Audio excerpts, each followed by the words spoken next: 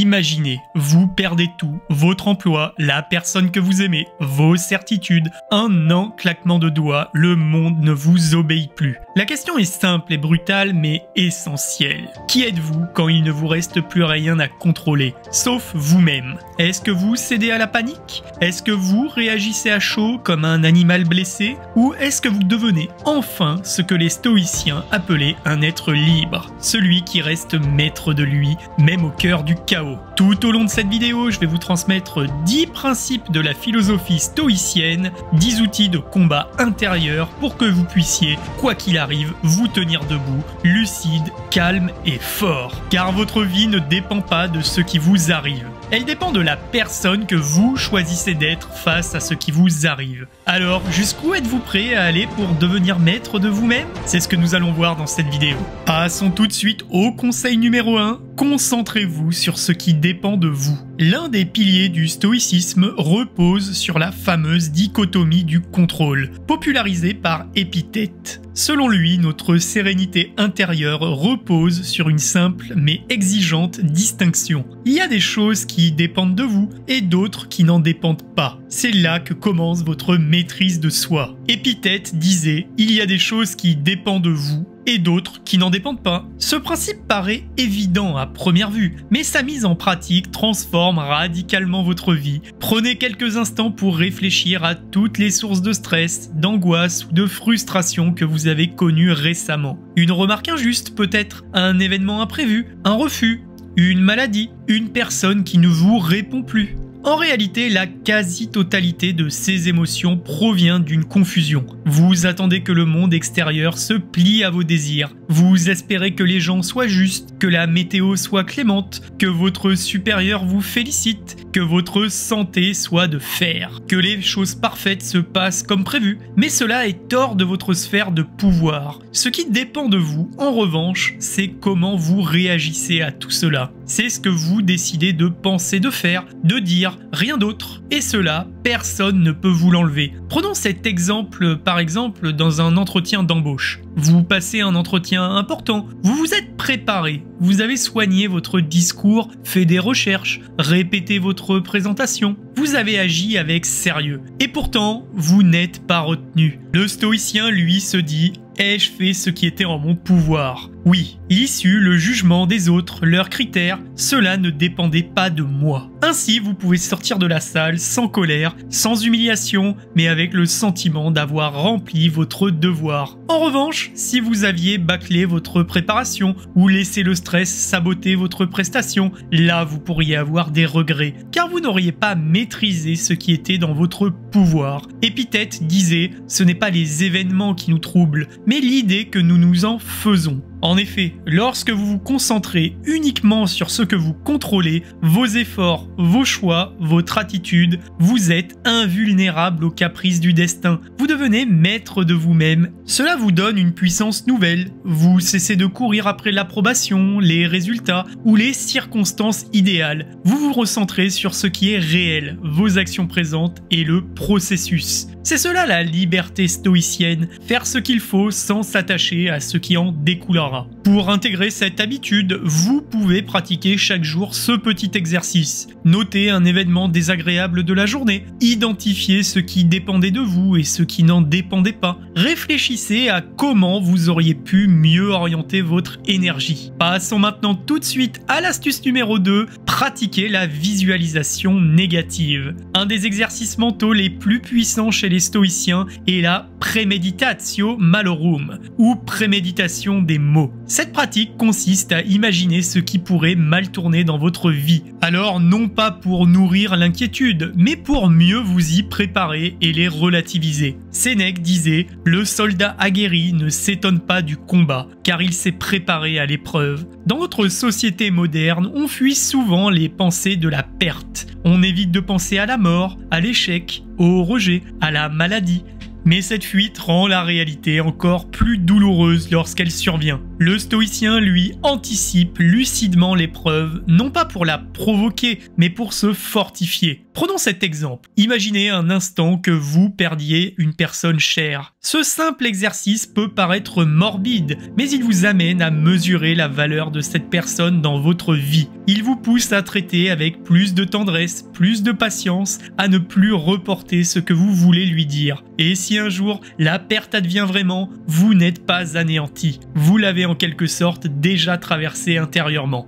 Marc Aurèle disait chaque matin: tu pourrais quitter la vie à l'instant, que cela détermine ce que tu fais, dis et penses. La pensée de la mort, loin de nous plomber, nous libère des futilités, elle nous éveille à l'essentiel. Visualiser le pire ne veut donc pas dire vivre dans la peur, cela veut dire que vous acceptez que l'ordre du monde ne se plie pas à vos attentes. Il pleuvra parfois le jour de votre mariage, on vous oubliera peut-être à votre anniversaire, vous pourrez être trahi, licencié, humilié. Mais si vous aviez envisagé ces éventualités à l'avance, vous ne serez pas surpris, vous n'en serez pas brisé, vous saurez ce que vous avez en vous avec les ressources nécessaires pour y faire face. Sénèque disait « Celui qui se prépare au mal ne le redoute pas quand il arrive ». Chaque matin ou chaque semaine, asseyez-vous donc quelques minutes pour pratiquer cette astuce, que votre emploi prenne fin demain, que l'on vous accuse à tort, que votre santé se détériore, que votre partenaire vous quitte ou que vous perdiez toutes vos économies, demandez-vous qu'est-ce que cela changerait concrètement? Comment réagiriez-vous? Quelle serait votre marge de manœuvre? Que seriez-vous réellement sans ces choses? Cela vous aidera à identifier les attachements excessifs, les dépendances émotionnelles, les illusions sur lesquelles vous vous reposez inconsciemment. Et cela vous permettra de vivre avec plus de gratitude, car ce que vous avez aujourd'hui, vous le reconnaissez comme temporaire, fragile et précieux.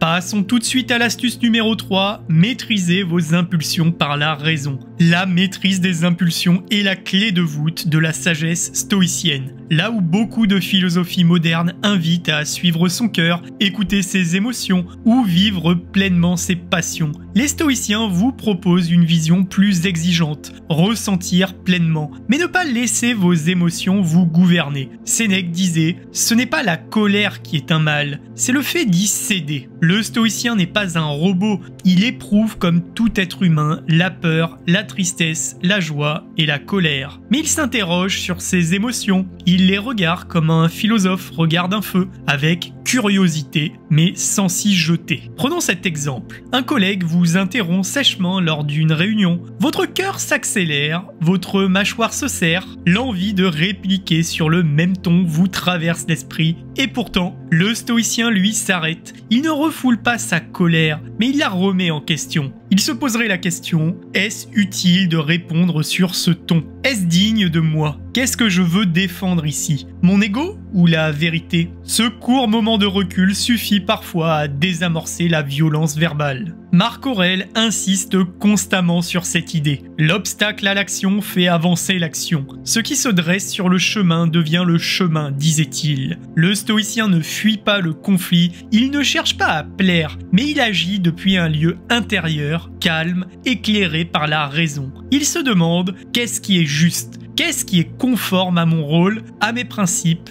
et à ma vision du bien? La philosophie stoïcienne est libre parce qu'elle dépend pas de son humeur pour agir. Elle ne se laisse pas diriger par le stress, l'envie ou la jalousie, la vengeance. Le stoïcien peut ressentir tout cela, mais il garde les rênes. C'est en cela qu'il est puissant. Marc Aurèle disait « Tu as du pouvoir sur ton esprit, pas sur les événements. Prends-en conscience de cela et tu trouveras la force. » Et oui, la maîtrise des impulsions n'est pas un don réservé à quelques élus, c'est un art qui se cultive, et comme tout art, cela demande un entraînement quotidien. Marc Aurèle, malgré son rôle d'empereur, écrivait chaque jour dans ses pensées pour examiner ses actions, ses émotions, ses jugements. Vous pouvez donc adopter une pratique similaire. Chaque soir, prenez 5 minutes et demandez-vous, ai-je été emporté par une émotion aujourd'hui? Quelle était cette émotion? Quelle situation l'a déclenchée? Était-ce une réponse appropriée? Si je pouvais revivre ce moment, qu'est-ce que je ferais différemment? Cet auto-examen stoïcien n'est pas un acte de culpabilisation,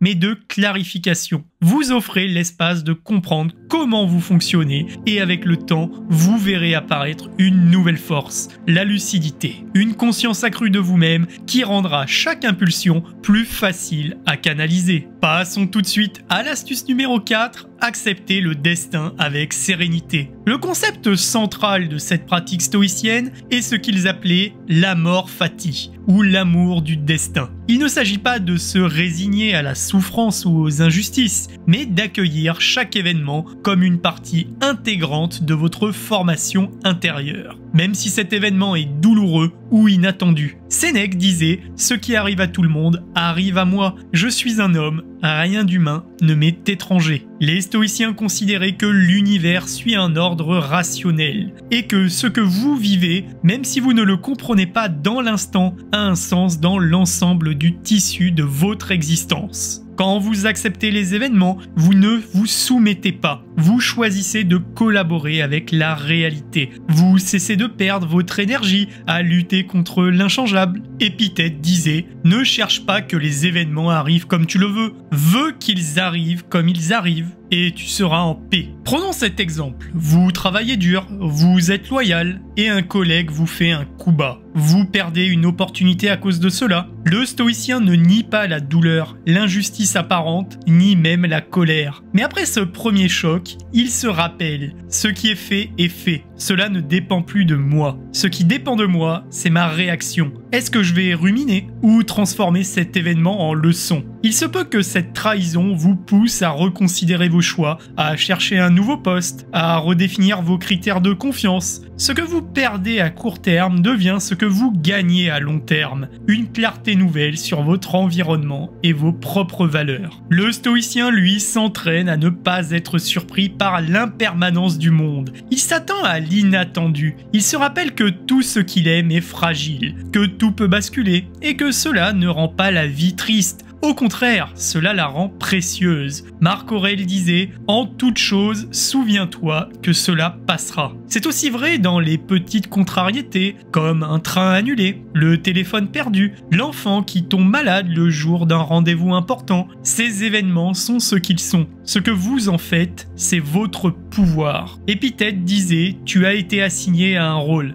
Accepte-le et joue-le du mieux possible. » Accepter le destin stoïquement ne signifie jamais cesser d'agir. Cela signifie agir en pleine conscience que le résultat ne vous appartient pas. Vous semez avec soin, mais vous savez que la pluie ne dépend pas de vous. Si la récolte échoue, vous ne vous accusez pas, vous recommencez car vous savez que la vertu n'est pas dans le succès, mais dans la constance. Passons tout de suite à l'astuce numéro 5, cultiver la tempérance. Dans la tradition stoïcienne, la tempérance est une des 4 vertus cardinales aux côtés de la sagesse, du courage et de la justice. Elle représente l'art de la mesure, le refus des excès, la capacité à ne pas se laisser dominer par le plaisir, la peur ou le désir. Sénèque disait « Rien n'est plus nécessaire à l'âme que la tempérance. Elle est ce qui fait de nous des maîtres, plutôt que des esclaves de nos passions. » Et oui, contrairement à une interprétation moralisante ou ascétique, la tempérance stoïcienne ne consiste pas à tout refuser. Elle n'est pas un rejet du plaisir, mais une gestion sage de celui-ci. Une capacité à ne pas devenir dépendant, à ne pas se laisser entraîner. Prenons cet exemple. Imaginez que vous appréciez le vin. Il n'y a rien de mal à cela, mais buvez-vous parce que vous en appréciez le goût, la convivialité ou parce que vous fuyez quelque chose? Pouvez-vous vous en passer ou êtes-vous agacé, frustré si vous n'avez pas votre verre quotidien? Le stoïcien s'interroge, suis-je libre par rapport à ce que je consomme? Si la réponse est non, alors il y a attachement. Là où il y a attachement, il y a faiblesse. La tempérance n'est pas de dire non à tout, c'est de pouvoir dire non quand vous le voulez, sans être vaincu par le manque. Prenons cet autre exemple. Face à une promotion, un objet qui vous attire, une envie soudaine d'acheter, posez-vous cette question stoïcienne. Ai-je besoin de cela ou suis-je en train de combler un vide intérieur? Le stoïcien s'efforce de vivre avec ce qui est suffisant, pas avec ce qui flatte son image ou calme momentanément son angoisse. Il préfère posséder peu, mais librement. que beaucoup au prix de sa sérénité. La tempérance ne concerne pas seulement la nourriture, l'argent ou les plaisirs, elle concerne aussi vos réactions émotionnelles. Être tempérant, c'est ne pas se laisser emporter par une euphorie excessive, comme par un désespoir profond. C'est vivre la joie sans s'y accorder et la peine sans s'y noyer. Le sage ne se laisse jamais entraîner dans les extrêmes, il reste droit même lorsque la tempête rugit, disait Épithète. Prenons l'exemple d'un succès personnel, comme une promotion, la publication, une réussite. Le stoïcien célèbre l'effort, mais il garde les pieds sur terre. Il sait que le succès est passager, qu'il n'est pas à sa valeur, mais seulement une conséquence extérieure d'un processus parfaitement exécuté. A l'inverse, dans l'échec, il ne se déteste pas, il reste mesuré, rationnel et centré. Chaque jour, vous pouvez vous entraîner à la tempérance. Choisissez un domaine où vous avez tendance à l'excès, la nourriture, le temps passé sur votre téléphone, les achats, les émotions. Posez-vous une limite et observez votre réaction intérieure. Tenez un petit journal, qu'est-ce que vous ressentez quand vous ne cédez pas à votre envie immédiate? Vous verrez qu'au fil du temps, vous reprenez le pouvoir, vous retrouvez une capacité à vous suffire à vous-même, et c'est cela la tempérance stoïcienne. Non pas dire non pour souffrir, mais dire non pour être libre. Passons tout de suite à l'astuce numéro 6, transformer les obstacles en opportunités. Marc Aurèle disait « L'obstacle à l'action fait avancer l'action. Ce qui se dresse sur le chemin devient le chemin. » Autrement dit, ce qui vous ralentit aujourd'hui vous renforce demain. Le stoïcien ne cherche pas à éviter la difficulté, il ne se plaint pas des murs, il apprend à grimper, à contourner ou à s'appuyer sur l'obstacle pour devenir plus solide. Prenons cet exemple. Vous lancez une entreprise, un projet, une idée, et c'est un échec. Le stoïcien ne dit pas « je suis un raté », il dit « qu'ai-je appris ? Qu'ai-je découvert sur moi, sur les autres, sur les règles du jeu ?» Il transforme donc l'échec en terrain d'apprentissage. Il considère que chaque revers est une opportunité de se connaître davantage, de tester sa résilience. L'obstacle devient une forge, et lui un forgeron de caractère. Les stoïciens ne cherchent pas à supprimer les obstacles, mais à reconfigurer leur perception. Là où la plupart voient une fin, ils voient un détour. Là où certains voient un mur, ils voient un miroir. Qu'est-ce que cela dit de moi? Comment vais-je y répondre? Épithète disait « Ce n'est pas la chose qui est difficile, c'est ton jugement sur la chose qui l'est. Change ton jugement et tu changeras tout. » Prenons cet exemple plus personnel. Vous êtes en rupture amoureuse. Plutôt que de vous perdre en reproches ou de chercher des coupables, le stoïcien vous invite à vous poser les vraies questions. Qu'est-ce que cette rupture révèle sur mes besoins affectifs? Qu'ai-je mal vu ou mal construit? Qu'ai-je négligé? Quel espace cela crée pour mieux me connaître, mieux aimer? L'obstacle vous invite à la croissance. Ce n'est pas l'épreuve qui fait souffrir, mais votre résistance à l'acceptation, votre attachement au « cela ne devait pas arriver ». Chaque fois que vous faites face à une difficulté, notez ce qui se passe objectivement. Listez les émotions qui surgissent, identifiez les opportunités cachées derrière l'émotion. Prenons également cet exemple, vous êtes humilié publiquement. L'émotion, c'est la colère, la honte. L'opportunité, c'est d'apprendre à rester digne dans le tumulte, à maîtriser vos réactions,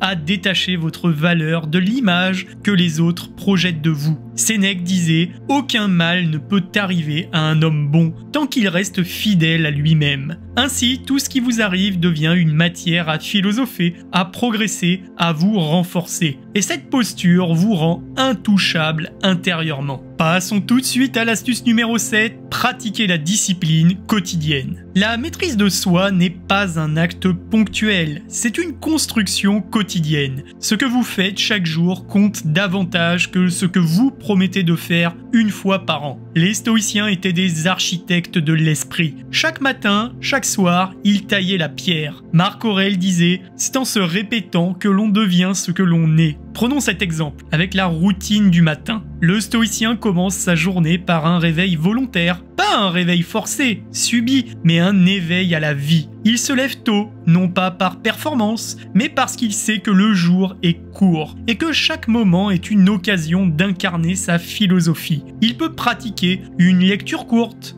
Une visualisation négative rapide, et si aujourd'hui tout allait mal, serais-je prêt? Ou une affirmation, aujourd'hui je ferai preuve de calme, de rigueur, de modération et de tempérance. Cette discipline crée un ancrage, elle vous prépare à ne pas vous laisser emporter par les vents du monde. Le stoïcien termine sa journée par une introspection. Il note ce qu'il a bien fait, ce qu'il aurait pu faire mieux, les écarts entre ses intentions et ses actes. Sénèque disait « Le soir venu, examine ta journée. Qu'as-tu fait? As-tu progressé ou as-tu failli ?» Ce n'est pas une culpabilisation, c'est une révision humble et calme, comme un artisan qui polit son ouvrage chaque soir. La discipline chez les stoïciens n'est pas une prison, mais une armure mentale. Un homme sans discipline est comme un navire sans gouvernail. Il se laisse dériver au gré des vents, des pulsions, des opinions d'autrui. À l'inverse, celui qui a une routine qui structure sa journée autour de valeurs, de rituels, de pratiques simples mais constantes se rend maître de sa direction. Épithète disait « Celui qui vit sans discipline est déjà vaincu ». Ce n'est pas l'intensité d'un jour qui compte, mais la répétition silencieuse des bons gestes. Que ce soit lire un passage de philosophie chaque matin, réfléchir à ses actes chaque soir, manger avec attention, parler avec mesure, se lever avec énergie ou travailler avec honneur. Ces petits choix mis bout à bout forgent un caractère et c'est le caractère qui résiste aux tempêtes. Passons tout de suite à l'astuce numéro 8, éviter les jugements hâtifs. Épithète disait « Ne dis pas de ce qui t'arrive que c'est un malheur, mais attends d'avoir vu comment tu y réagis. » Dans la pensée stoïcienne, ce ne sont pas les événements eux-mêmes qui nous blessent, mais nos propres jugements précipités à leur sujet. L'un des plus grands ennemis de la maîtrise de soi, c'est la tendance à juger trop vite, à condamner, à interpréter sans recul. Dès que vous réagissez à quelque chose ou à quelqu'un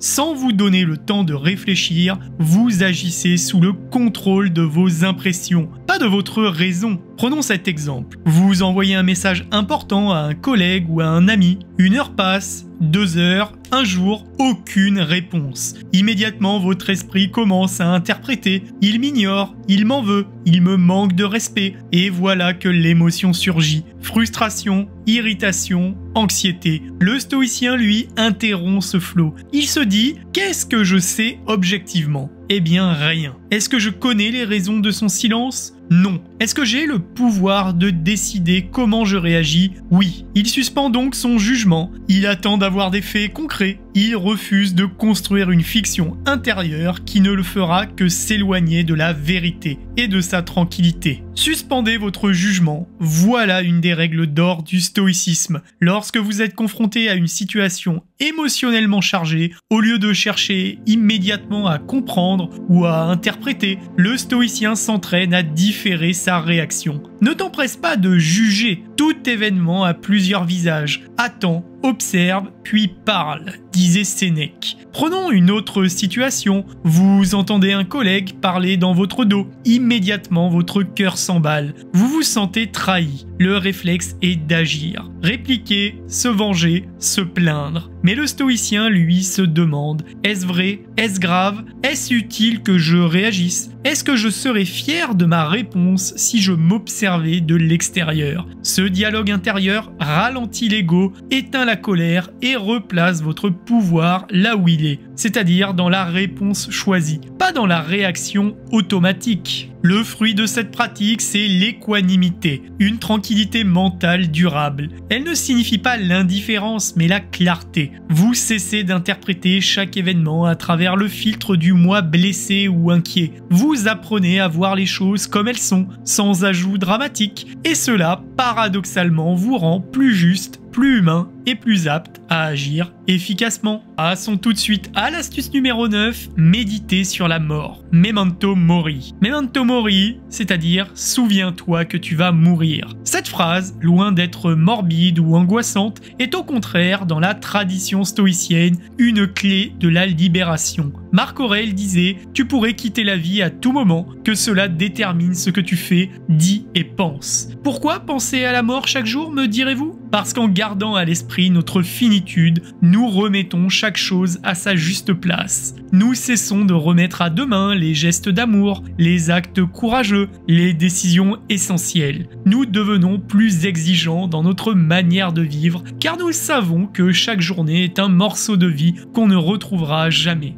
Prenons cet exemple. Imaginez que vous sachiez aujourd'hui que vous n'avez plus que 24 heures à vivre. Est-ce que vous passeriez autant de temps à ruminer ce mail non répondu, à faire défiler des vidéos sans intérêt, ou à vous plaindre d'un embouteillage ou d'un collègue bruyant? Non. Vous iriez à l'essentiel. Vous chercheriez à vivre avec intensité, avec présence. C'est exactement ce que propose la méditation stoïcienne sur la mort. Non pas une angoisse, mais une concentration, un appel à honorer le temps que vous avez. Chez les stoïciens, la mort n'est pas un ennemi. Elle est une présence silencieuse qui vous rappelle que le temps est limité et donc précieux. Sénèque disait « Ce n'est pas que nous n'avons peu de temps, c'est que nous en perdons beaucoup. » Cette conscience aiguë du temps rend vos choix plus décisifs. Elle vous pousse à vivre de manière alignée, à ne pas remettre à demain ce que vous pouvez aimer, dire, créer ou réparer aujourd'hui. Elle calme aussi les colères inutiles, car pourquoi perdre une heure à vous énerver quand vous ignorez combien d'heures il vous reste? La mort donne du relief à votre existence, comme l'ombre révèle la lumière. Vous pouvez inscrire la conscience de la mort dans votre quotidien sans qu'elle devienne lourde. Par exemple, en vous demandant chaque matin « Et si aujourd'hui était mon dernier jour ?» ou en méditant chaque soir « Ai-je bien utilisé ce jour ?» Cette perspective vous aide à prioriser, à lâcher l'accessoire, à vivre avec intégrité, urgence et calme. Passons tout de suite à l'astuce numéro 10, soyez bienveillant envers vous-même.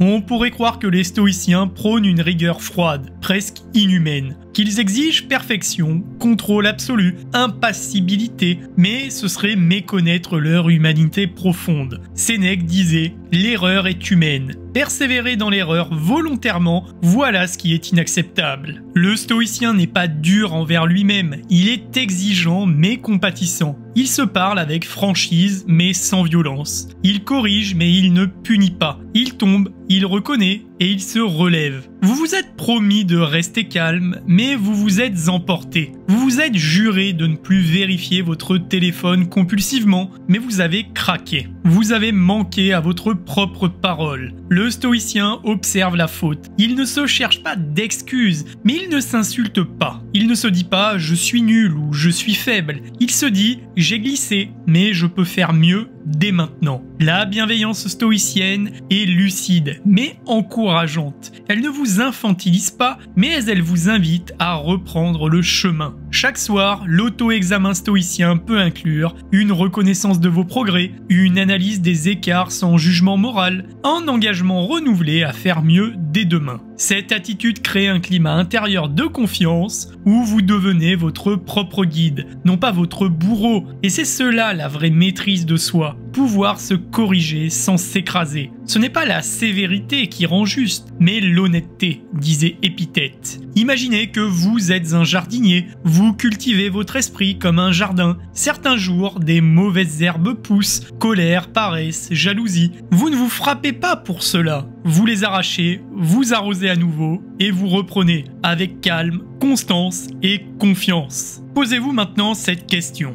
Je serais curieux de lire vos réflexions en commentaire. Qui seriez-vous si, à partir d'aujourd'hui, vous choisissez chaque action, chaque mot, chaque pensée, comme si c'était votre dernière chance de vivre selon vos valeurs? Vous n'avez pas à être parfait, vous avez à être présent, lucide, responsable. Vous n'avez pas à contrôler le monde, vous avez à maîtriser, vous accorder à la nature et accomplir votre devoir avec dignité. Et maintenant, la vraie question que je veux voir en commentaire, c'est « Serez-vous capable de les incarner ?» C'est là que commence la vraie philosophie, non pas dans les mots, mais dans les choix.